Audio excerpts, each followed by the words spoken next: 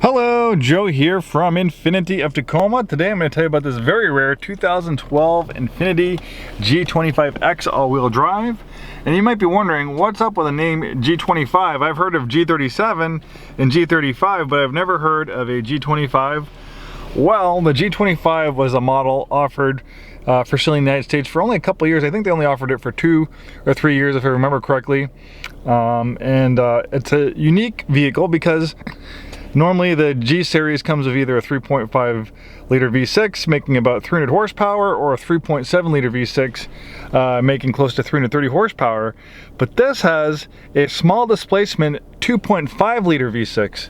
So it's pretty small. 2.5 liters is probably about the smallest V6 engine you'll find in a production automobile in the last 10 years or 15 years. Where a lot of auto manufacturers might use like a turbocharged 4-cylinder engine. Infiniti uses a naturally aspirated small displacement V6. For instance, BMW, they dropped their small displacement 6-cylinder engines and now they have a turbocharged 4-cylinder engine, which is a great engine and all that, but I think a V6, especially in a luxury car, is a lot more refined, it's smoother, it sounds better. And I also, from a reliability and maintenance standpoint, when you have forced induction, that adds a whole layer of complexity to a vehicle. When you have turbocharging, you have more systems and more things to go wrong, more things to leak and break. And it also, turbocharging, will put a little bit more stress in the vehicle as well, more stress in the engine, because it's just, pushing the engine to make more horsepower. So that's why I prefer naturally aspirated engines, for my own vehicles. I do enjoy a good turbocharged vehicle, but this 2.5 liter V6 is a gem of an engine. It's about a third smaller than the optional 3.7, well, the standard 3.7 liter V6 that you find in most G series in 2012, but it makes 217 horsepower, so it's it's 100 horsepower down from the 3.7 V6, but with 217 horsepower it's still pretty quick.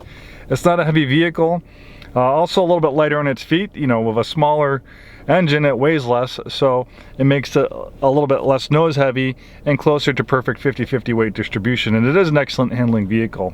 So that's a little bit of history on the G25 and the 2.5 liter V6.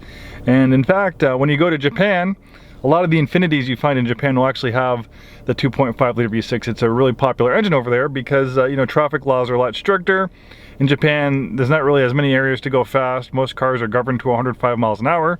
So most, Infiniti buyers in Japan, they're doing fine with a 2.5 liter V6. They don't need that extra 100 horsepower for Japan driving conditions. So when I visited Japan, I was actually rode in a larger Infiniti M series that had the same engine, and you can't even get the M series in the United States with the 2.5 liter V6. So a little bit of history on that. Going towards this vehicle, previous Canadian.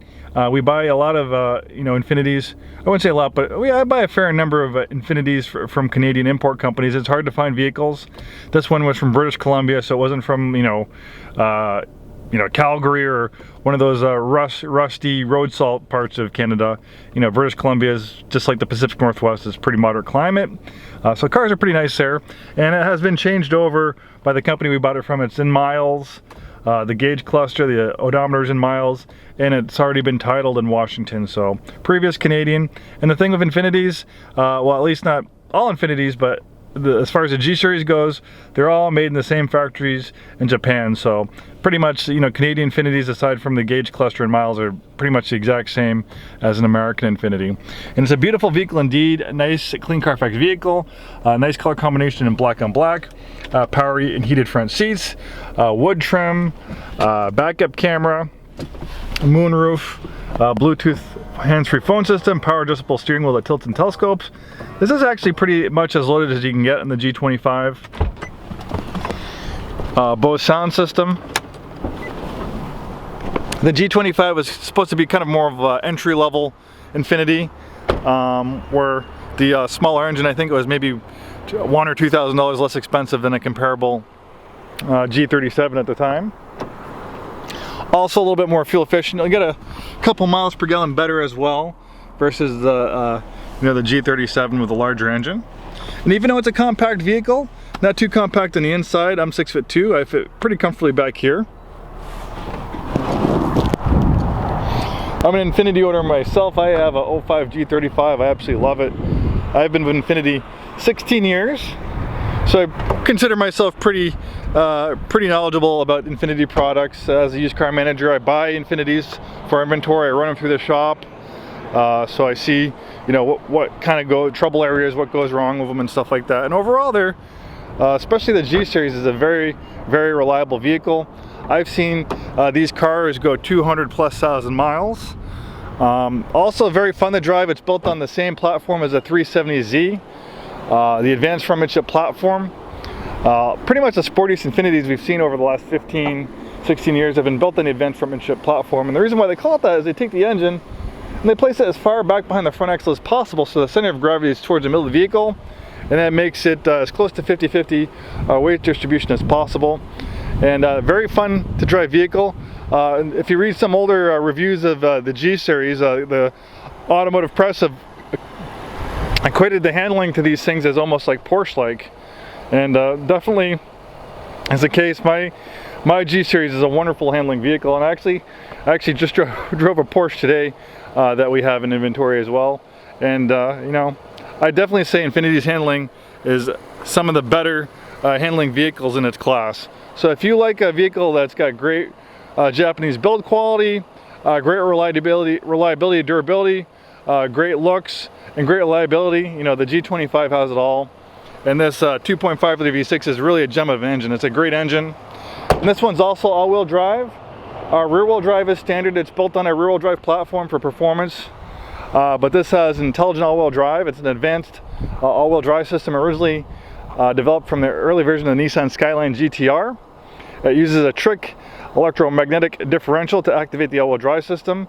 The all-wheel drive system is called ATESA. It stands for Advanced Total Traction Engineering System for All Terrain. And basically it's 100% rear-wheel drive during normal driving conditions, but as soon as those rear wheels slip, in a matter of milliseconds, almost instantly it can send up to 50% of the vehicle's power to the front wheels. It's an amazing all-wheel drive system. It's racing inspired. It won't just improve your weather performance, but also improve your handling. For instance, you can get on the power a little bit earlier in the corners, and that all-wheel drive system will just pull you through the corners and slingshot you out the other end. Really a fun driving vehicle. Thanks so much for watching this video today. Hopefully we see you soon, and have a wonderful day.